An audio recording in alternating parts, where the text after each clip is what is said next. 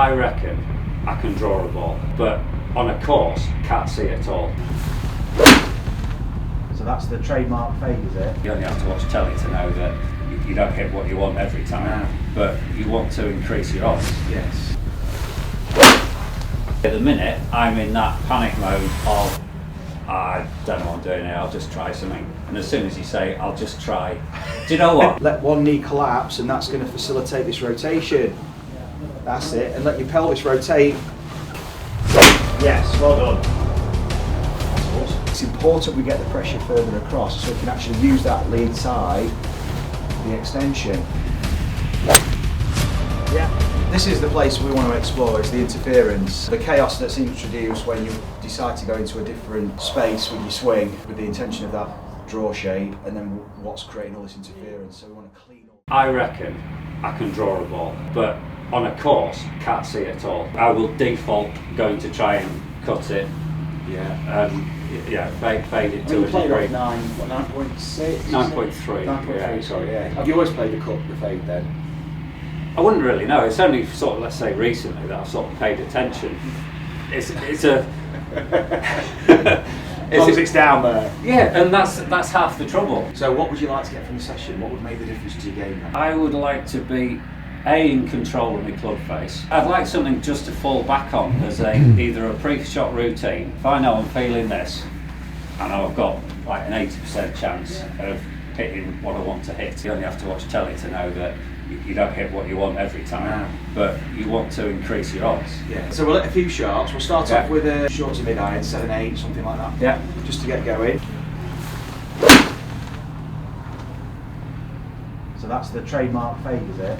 Yeah, that is the just not trying to swing anywhere. That's just swinging. There's so little intention in that swing other than just striking the ball, and I think that's what I have a lot of the time. It's just, let's get a strike on it.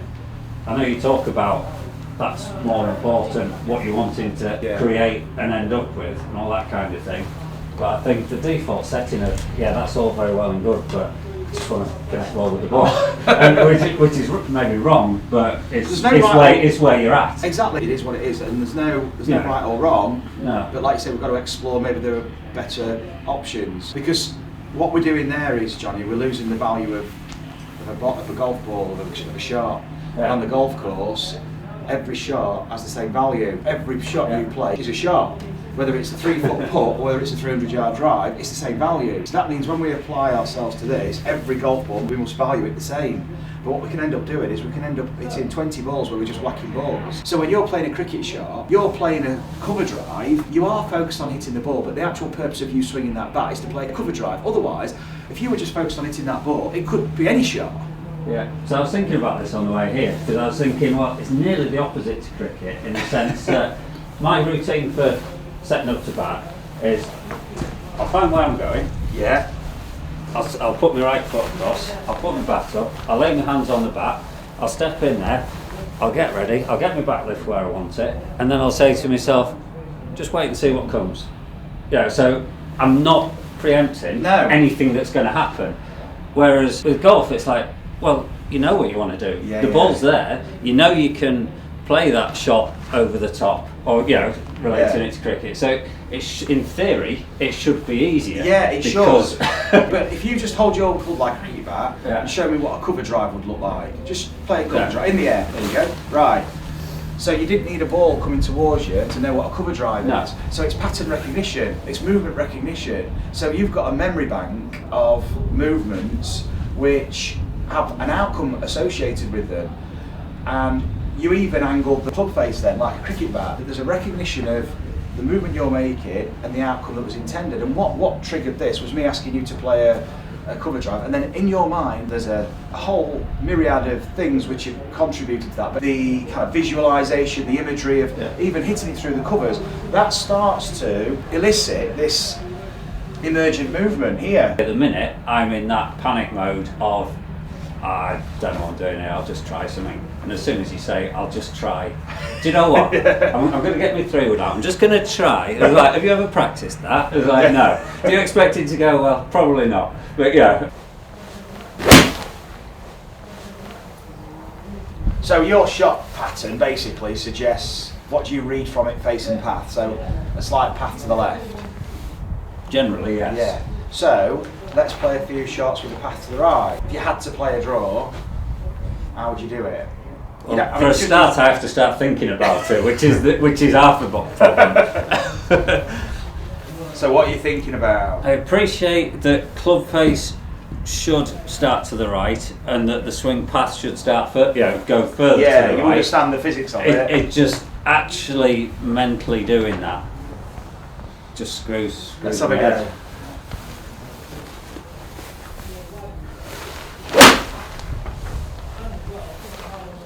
So it throws you into a bit of chaos. Absolutely, yeah. Whereas if you said fade it, I'm there. I can feel that. Yeah. I can't feel what I'm supposed to be doing drawing it.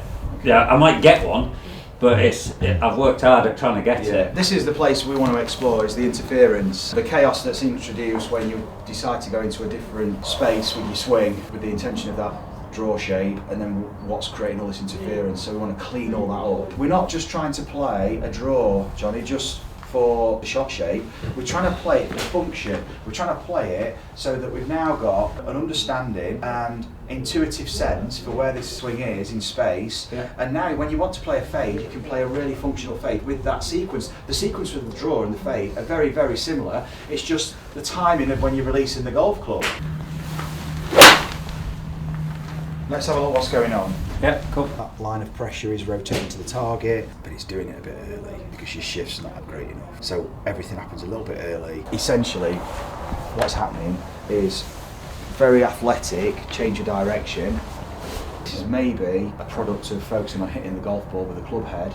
Because what tends to happen is the body essentially is stalling. So instead of you actually using this force now, like you would throwing a ball, it actually starts to just essentially stop. It's important we get the pressure further across so we can actually use that lead side for the extension. You could be loaded, but if your club's down here, I can't use it. If my club's here, I'm loaded, I can absolutely use it. I can unload and then transfer it to the club. What we're going to recognise is the sequencing. We're going to be loading into the floor, and we're going to be exploring your flexions and your extensions so that then you can actually use the ground in a more explosive way with the club in a place where you can actually sequence it through to the club. We've got to be able to push fast off the floor. We've got to be able to react literally up and down, not forward and back. Right. The pressure's going forward and back. Yeah. So my feet are doing that. My feet are doing that, but what they're doing is they're lifting me. What I want you to do now is just rotate your hips, just twist your hips for me. Cool. So absolutely as requested, notice the interaction with the balance pads. There's a little bit, but hardly anything, okay? So what we're going to do now, we're going to walk. So we're just going to make a heel to toe action. Brilliant. And we're going to use this walking action now to rotate the pelvis, to twist the hips. Let one knee collapse, and that's going to facilitate this rotation. That's it, and let your pelvis rotate.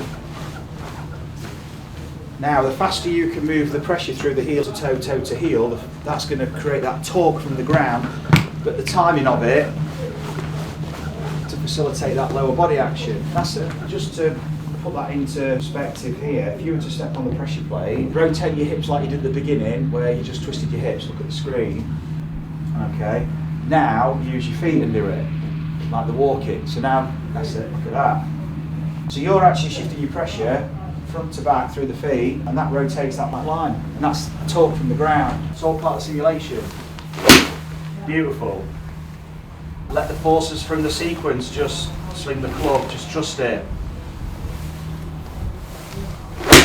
Better, well done. It really is a case of mentally letting go, isn't it? Yeah. So physically sequence, we've got to mentally let go.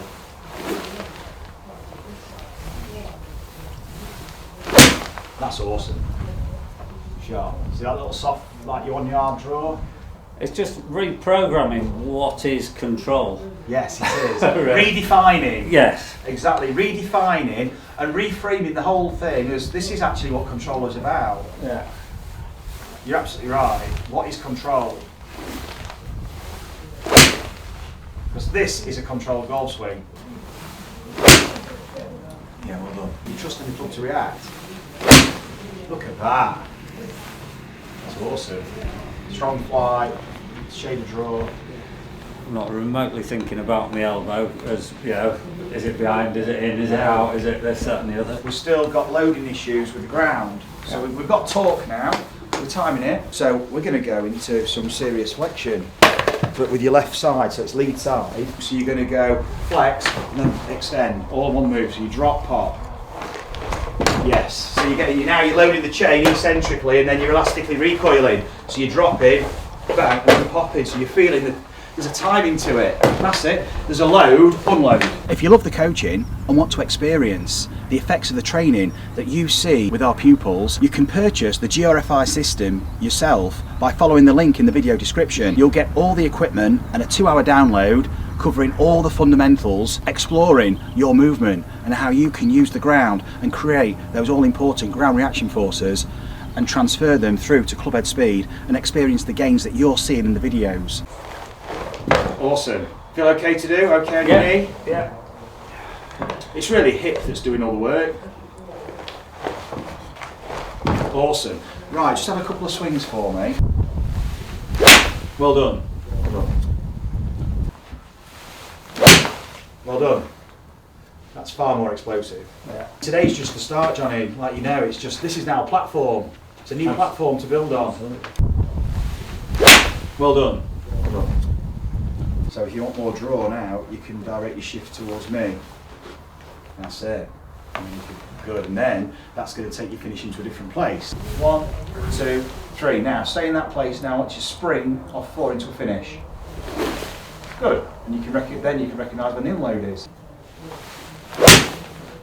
Shot. And now feel how you're using those tennis balls to move your body mass to create momentum with your body weight to swing the club. A bit more intensity to the actual lower body work, and let the club just react later. So your arms can just, that's it. Nice. Yes, well done, Johnny. Brilliant. Lovely. Nice. Now that was brilliant. That was an awesome lower body movement. What did you feel there, or what was your intention? Because that was a world apart. I think it's just recognising now where I'm pushing off from on my feet. You know, if you want to push off more, you've got to get lower, haven't you? But into the place where then you can push off. Yeah. That was much more dynamic.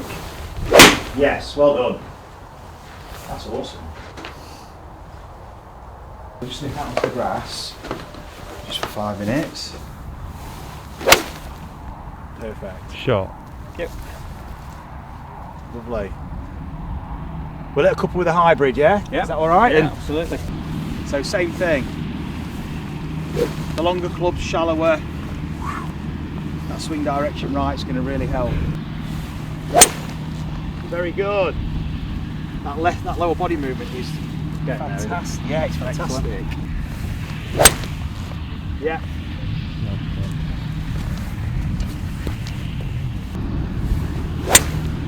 Shots. Nice one. So you've got the ball working in, and then you can move with your practice. You can get comfortable with navigating yourself with your sequence.